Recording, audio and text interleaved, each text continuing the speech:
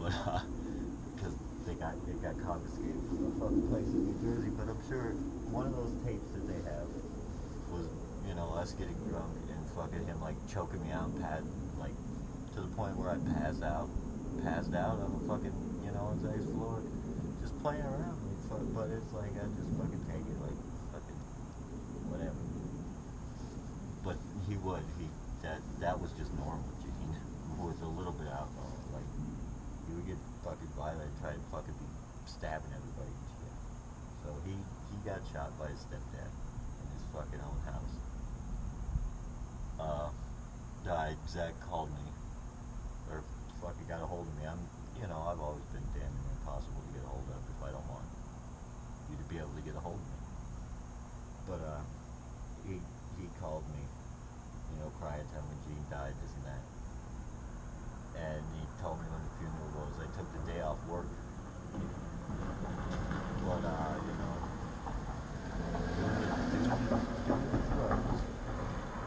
sleep. It's like I took the day off ahead of time, and was supposed to get up and go to the funeral. I slept late, and then I could have made it to it on time, I think, or I could have showed up before it was over. I didn't go. It bothered me. It still bothers me to a little bit to this day, because the more I think about Gene, like he had a good heart. He just had a problem. You know what I mean? Well, really, he was a person who I wasn't really good friends with at all, but he was one of those people that you could trust. In the end, he had a good heart, and he would never really leave you high and dry. I don't think. I don't know that because him and Zach were like best friends for a while. After 70 had been locked up and shit, it's like it was Gene and Zach. He was Zach's best friend. A bag. But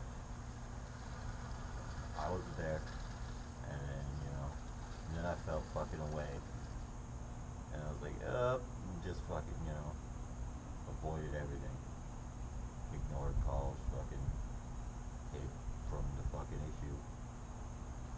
Zach didn't have anyone else to ask, and he tried to turn on to me, and it's like, so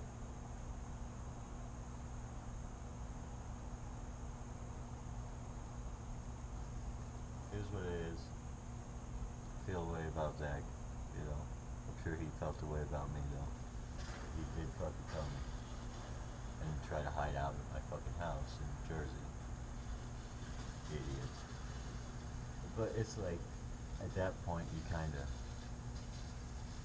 I didn't see it like this at the time, but at that point it's like, I was a friend to him as like someone to use at that point, because I wasn't there to be a real friend when he needed me to, or when he asked me to. So if he lost respect for me because of that, I get it. I understand that. I would have if the shoe was on the other foot. But yeah, and it like when that shit happened and he got fucking, the FBI came to the house.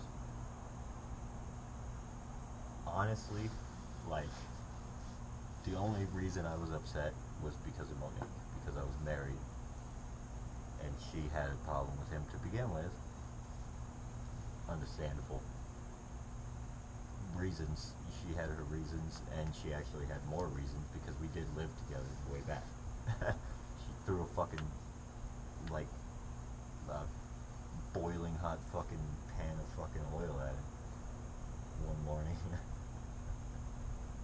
Him and Gene. Funny shit. But yeah, so like when that shit happened, it's not the fact that they fucking came to my house and got him, because they were cool with me. I mean, they were respectful. They're like, yo, FBI.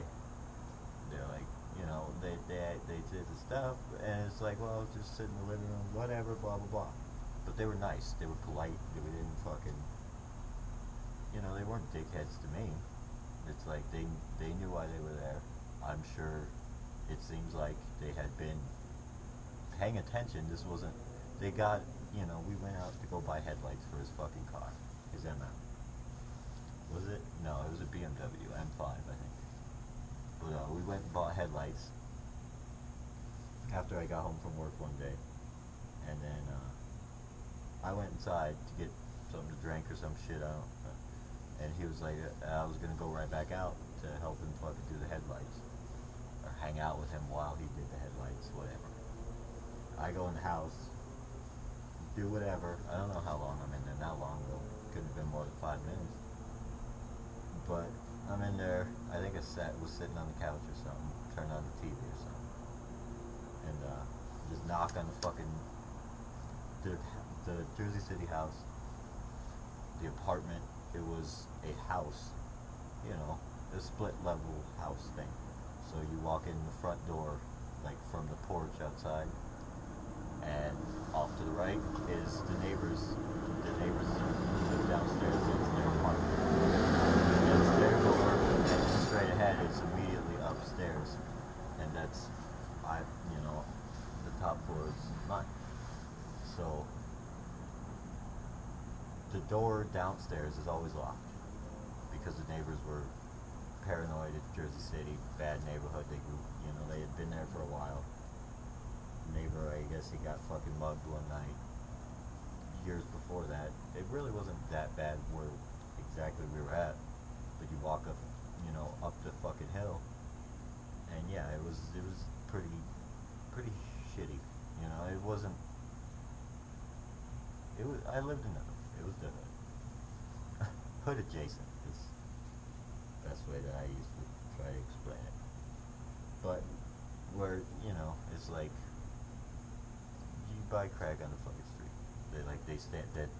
They hang out there, and it's not like they got the shit in some other. They got the shit in their pocket, yo. You buy fucking 20s on the fucking street, like the street corner. Like the dude is just there. Wasn't like that here growing up at all. You could not do that. Drugs were hard to find when I was growing up. I had to search for drugs. But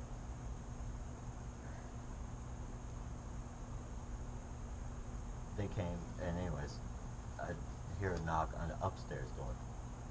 The upstairs door, I never locked it because, for one, you could literally just probably push real hard, or not even push real hard. You could probably just push it, and fucking it would just pop open. It was a fucking cheap ass fucking hollow door.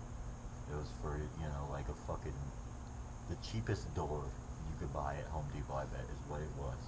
It was like the cheapest. It was almost paper.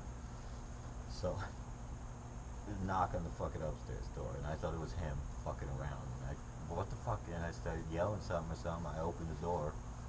2 bulletproof vests fucking standing there. Hi, it's like, can we come in? I think is what he said.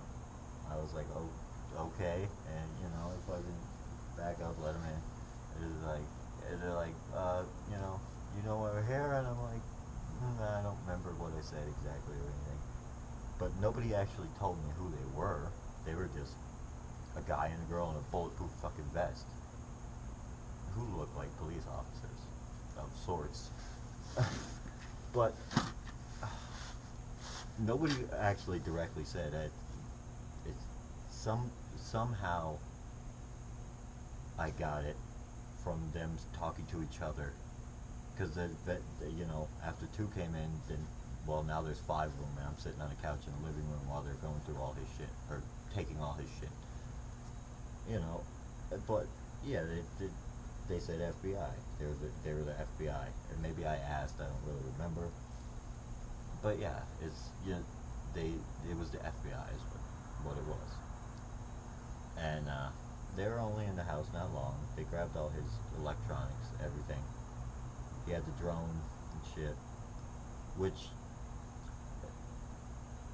he released the stuff to me. I never went and picked it up from them. I don't know how long they hold it. I don't know if I may still be able to fucking contact them and go and pick up the stuff. It may still be available. But I thought there was like a time frame where it was like a year or something. If I didn't grab it in a year, it was fucking. But he hasn't even gone to trial for this shit yet. So you would think they'd still have the stuff and be keeping it as evidence for a trial. So why would they release it to me? That's a something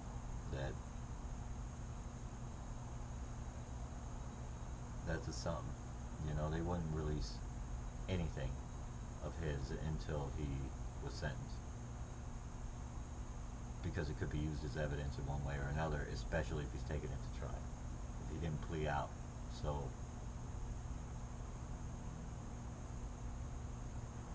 yeah, that's not.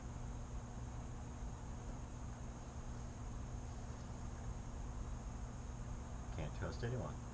You know what I mean?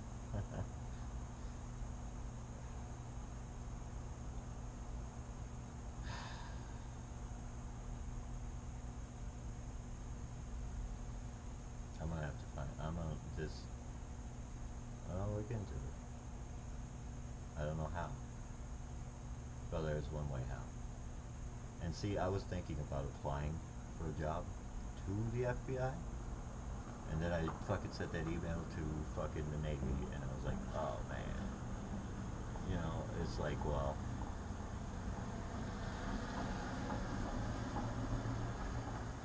if anything, it